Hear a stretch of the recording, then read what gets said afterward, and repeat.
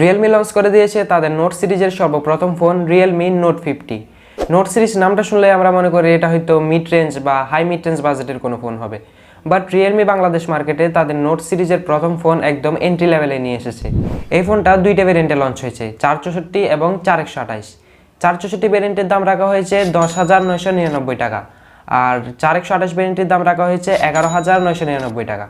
আরেকটা বিষয় হলো Realme ক্লেম করছে এই ফোনটা নাকি প্রথম 2 বছর একদম নতুনের মতো রেজাল্ট দিবে।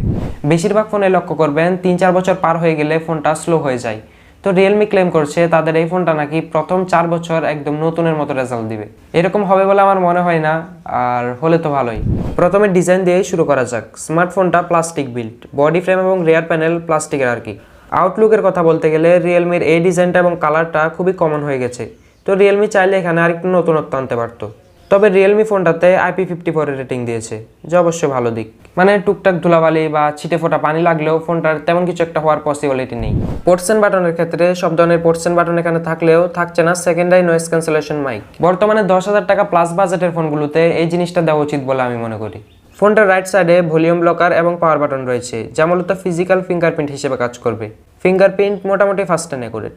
ডিসপ্লের কথা বলতে গেলে ফোনটাতে রয়েছে 6.74 ইঞ্চি সাইজের IPS LCD প্যানেলের ডিসপ্লে, HD+ রেজুলেশনের 90 Hz হাই রিফ্রেশ রেট। আর ডিসপ্লেটার PPI ডেন্সিটি হলো 267।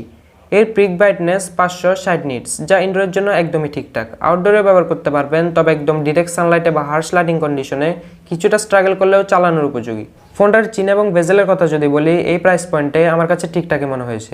তবে যে বিষয়টা নিয়ে কমপ্লেন থাকবে সেটি হলো ডিসপ্লেতে থাকা ওয়াটার ড্রপ নয়েজ। বর্তমানে 10K প্লাস বাজেটের যে কোনো ফোনেই পাঞ্চল কাট আউট দিলে আরও বেশি মানানসই হয় বলে আমি মনে করি। তো এই বিষয়টা কনসিডার করতে পারলে IPS ডিসপ্লে হিসেবে ডিসপ্লেটা আপনার কাছে ভালোই লাগবে। আচ্ছা, এবার আসি পারফরমেন্স সেকশনে। ফোনটা রান করছে Android 13-এ। প্রসেসর হিসেবে ব্যবহার করা হচ্ছে Unisoc T612, যা 12 ন্যানোমিটারে বিল্ড করা একটি Octa-core প্রসেসর। যেমনটা আগেও বলেছিলাম, র্যাম পেয়ে যাবেন 4GB, স্টোরেজ পেয়ে যাবেন 64GB and 128GB। Storage type eMMC 5.1। Unisoc T612 এই প্রসেসরটা এই প্রাইস পয়েন্টে খুবই কমন একটা প্রসেসর, অত আহামরি লেভেলের কোনো প্রসেসর না। ডে টু ডে কাজগুলো ফোনটা ভালোভাবে হ্যান্ডেল করতে পারে। যেমন ধরুন আপনি সোশ্যাল মিডিয়ার অ্যাপ্লিকেশনগুলো ব্রাউজিং করবেন, ইউটিউবে ভিডিও দেখবেন, মাঝে মাঝে মুভি দেখবেন, এই কাজগুলো ফোনটা দিয়ে ভালোভাবে করতে পারবেন। তবে আপনি মিড রেঞ্জ বা হাই মিড রেঞ্জ বাজেটের ফোনগুলোর মতো ফোনটাতে একদম হেভি প্রেশার দিতে গেলে কিন্তু হচ্ছে না। আর র্যামটা 4GB হওয়ায় মাল্টিটাস্কিংয়েও তেমন একটা ভালো রেজাল্ট পাবেন না। আর অ্যাপ ওপেন ক্লোজ টাইম মোটামুটি ফাস্টে আছে, মানে ডিসেন্ট বলা চলে আর কি। তবে ফোনটার ইউআইয়ের মাঝে বেশ কয়েকটা ব্লুটুথ দেখতে পাবেন, সেগুলো প্রয়োজন না হলে আপনি আনইনস্টল করে দিতে পারেন, ফলে ফোনটা আর একটু স্মুথ হবে। গেমিংয়ের কথা বলতে গেলে এই প্রসেসরটা তো গেমিংয়ের জন্য এরকম আহামরি লেভেলের কোনো প্রসেসর না, বা আমরা তো এই বাজেটের ফোনগুলোতে এরকম হেভি গেমিং করি না বা করাও যায় না। ফোনটাতে পাবজি খেলতে পারবেন, লো গ্রাফিক্সে খেললে মাঝে মাঝে ল্যাগ এবং ফ্রেম ড্রপের দেখা পাবেন, যা এই বাজেটে অস্বাভাবিক কিছু নয়। ফ্রি ফায়ারে আবার তুলনামূলকভাবে বেটার রেজাল্ট পাবেন। একদম হেভি মুভমেন্ট বা অ্যাকশন মুভমেন্টে গেলে মাঝে মাঝে টুকটাক ল্যাগের দেখা পেতে পারেন, মানে সময় কাটানোর জন্য হলে খেলতে পারবেন। এছাড়া বিভিন্ন 2D গেম যেগুলো আছে, যেমন টেম্পল রান, ফুট নিনজা, এগুলো আবার ভালোভাবে খেলতে পারবেন ফোনটাতে। আচ্ছা, এবার আসি ক্যামেরা সেকশনে। রিয়ার প্যানেলে রয়েছে 2টি ক্যামেরা। মেইন ক্যামেরাটি 13 মেগাপিক্সেলের, পাশাপাশি 0.08 মেগাপিক্সেলের একটি অক্সিলারি লেন্স রয়েছে, আর ফ্রন্ট ক্যামেরাটি হলো 5 মেগাপিক্সেলের। ফোনটার ছবিগুলো যেমনটা দেখছেন, ডে লাইটের বেশিরভাগ ছবিতেই একটু ওয়ার্ম টোন লক্ষ্য করছিলাম, কালারটাও একটু বুস্টেড দেয়। হার্শ লাইটেরও একটা বিষয় লক্ষ্য করছিলাম, ডাইনামিক রেঞ্জ মোটামুটি ঠিকঠাকই মনে হয়েছে। আর ছবিগুলো জুম করলে বুঝবেন ডিটেলের পরিমাণ কিছুটা কম।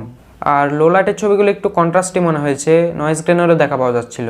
ফ্রন্ট ক্যামেরাটা একদমই অ্যাভারেজ, মানে কাজ চালানোর মতো আর কি। আর মেন ক্যামেরা দিয়ে ভিডিও করতে পারবেন সর্বোচ্চ 1080p 30 fps। ভিডিওতে স্টেবিলিটির অভাব মনে হয়েছে, যদি স্টেবল হাতে শ্যুট করতে পারেন তাহলে মোটামুটি কাজ চালানোর মতো। ফোনটাতে ব্যাটারি রয়েছে 5000 mAh এর, আর বক্সে পেয়ে যাবেন 10 ওয়াটের চার্জার।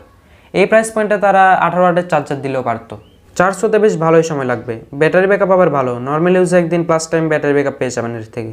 স্পিকার সিঙ্গেল মনো, লাউডনেস মোটামুটি ভালো, একদম হাই ভলিউমে রাখলে ডিস্ট্রাকশন লক্ষ্য করবেন, তবে সাউন্ডটা একটু কমিয়ে রাখলে ঠিকঠাকই আছে।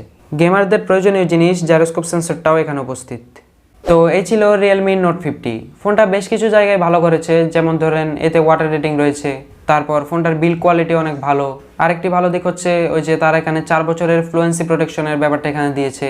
আর ফোনটাতে ইমপ্রুভমেন্টের যে সুযোগগুলো ছিল, তারা এখানে 18 ওয়াটের চার্জার দিতে পারতো। তারপর ডিসপ্লেতে যদি তারা পাঞ্চল কাট আউট দিত তাহলে দেখতে আর একটু ভালো লাগতো আর কি। আর পারফরমেন্সটা একদম অ্যাজ ইউজুয়াল। তো ফোনটা আপনার কাছে কেমন লেগেছে অবশ্যই কমেন্ট করে জানাবেন, আর ভিডিওটা ভালো লাগলে ভিডিওতে একটি লাইক দিয়ে চ্যানেলটি অবশ্যই সাবস্ক্রাইব করে রাখবেন। তো আজকের মতো এটুকুই, দেখা হচ্ছে টেকমিথের অন্য কোনো ভিডিওতে।